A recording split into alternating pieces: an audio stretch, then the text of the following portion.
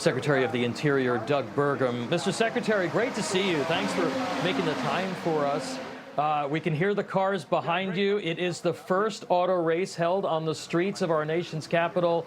I was in Washington last week. The preparations are extensive for this. Talk about the effort to bring the race to the city tomorrow. Well, Tom, first of all, great to be with you. And what an example for America. President Trump setting up the safe and beautiful executive order a year ago. And here you have an entire world-class premier racing circuit that's been built in about 3 weeks. And we've got cities in America that, can't fix a pothole in 3 years. But this thing, from the sponsor booths, the stadium, the track, and this is cars going close to 200 miles an hour down the most famous streets in America. Pennsylvania Avenue right behind us, Constitution, Independence. Really a thrilling day. Open, free to the public, and it's going to be televised live tomorrow. Tune in. And then this afternoon, they're having legends races. They've got some of the greatest American drivers in history. The Jeff Gordons that have all retired are coming back to do like a legends competition this afternoon. So great weekend of racing here in the nation's capital. Mr. Secretary, certainly hoping for a big crowd at this, 250,000. I've seen the course. Some of those turns are pretty tight. How do you keep spectators safe during such an unprecedented event? Well, the Penske team and the IndyCar Series team that helped build this thing have taken every precaution. You'll see these concrete barriers everywhere, the high fences. They've even gone so far as making sure they're welding the manhole covers down so they don't get sucked up like a vacuum when these cars fly over the top of them. And of course, fans will be kept in a safe area. But it is there's huge areas on the National Mall with large video screens where fans are going to be able to watch. We expect over the race weekend, yesterday, today, and tomorrow, there could be 1 million people that are here in person. Wow. But shout out to the National Park Service, which manages the National Mall, our U.S. Park Police, and others, because it should have been nonstop events. The Great American State Fair, the UFC fights, the world record-setting fireworks. There'll be 40 million people that transverse the National Mall this year. It's never looked better. 153 homeless encampments, all resolved. 1,000 sites of graffiti gone. 22 fountains that haven't worked for decades flowing again. 50-plus monuments restored and statues. The place looks beautiful. And, of course, the crime statistics in D.C. are the envy of almost every other city because they're the lowest they've been here since 1900. Yeah, I visit D.C. quite often, and I used to live there. It has been a transformation. It feels different. It looks different. All of this part of the president's vision toward revitalizing our nation's capital. We have some before and after pictures of some of the projects that you just mentioned. They recently gave the Arts of War statues near the Memorial Bridge a restoration. Columbus Circle fountain restored where it used to be a homeless encampment. That fountain hadn't worked in 2 decades. But every day, Mr. Secretary, I see media reports, Democrats out there about how scandalous all of this is. Why are people opposed to the city looking great and being safer? Why all the outrage?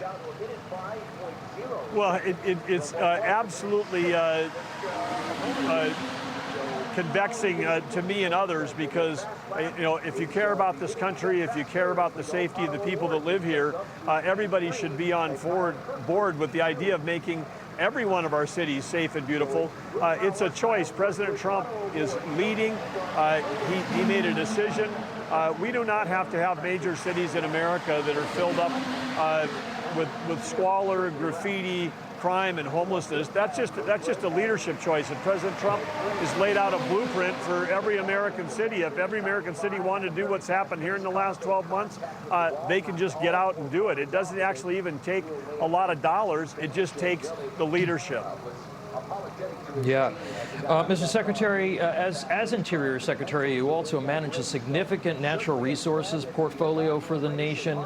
Environmentalists are pretty furious that the administration last month reduced the size of Bears Ears and Grand Staircase Escalante national monuments in southern Utah. Talk to us about the rationale here for that move.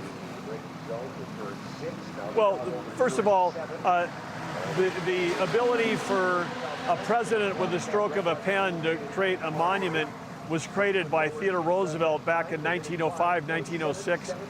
And the specific enacting language, which has never changed, says that the monument shall be the smallest possible acreage to protect the objects. Objects means like Indiana Jones architectural items. And this was applied effectively all the way up till the Clinton administration, when they decided to extensively just expand by their own wishes the definition of what a monument is. And with that, we started to seeing I think the largest one Theodore Roosevelt did was 7,000 acres. Obama and Biden on these ones in Utah and Clinton, 2 million acres with no support from the local people in Utah. Certainly there is, people cheering it on that don't live in Utah, that are the extreme environmentalists. But you talk about whether right now, so when they were reduced by President Trump, the state legislature, the governor, both senators, the entire congressional delegation of Utah agreed, because these broad overlays with the stroke of a pen, essentially creating wilderness areas out of places that include communities, include ranching, include forests, include mineral development already. They overlay it and basically say, stop, you can't do this anymore. It kills local communities, kills states' economy. And Utah already had 62% of their land under control by the federal government. So this is just common sense and allowing, like most all other states, having control over their own land. And finally, Mr. Secretary, it is National Parks Week this week. What is your favorite national park, and where can Americans go to plan their trip? Well, my favorite national park is an easy one for me, my home state in North Dakota, Theodore Roosevelt National Park, the only one of our 63 national parks named after an individual versus named after a place, but it includes where Theodore Roosevelt went after his wife and his mother died the same day in the same house. He went there and transformed himself from an Easterner into a Westerner. He became the Rough Rider that went on to be the only president to win the Medal of Honor. His time in the Badlands also shaped his thinking about conservation and led to the creation of the U.S. Fish and Wildlife Bureau of Reclamation and expanding our national parks. So probably the single most impact of all of the beautiful lands that we manage and protect for generations to come. And in that park, at that entrance, the new Theodore Roosevelt Presidential Library and Museum dedicated. President Trump was there to cut the ribbon on July 1, and it's been sold out many days since then. But if you want to plan a trip, you can go to recreation.gov, check on campsites, check on opportunities across all of America's great public lands. Absolutely. Secretary of the Interior, Doug Burgum, thank you so much for being with us today. Enjoy the race. Thank you, Tom. Information. Truth. Is freedom. Is Newsmax. It's real news for real people.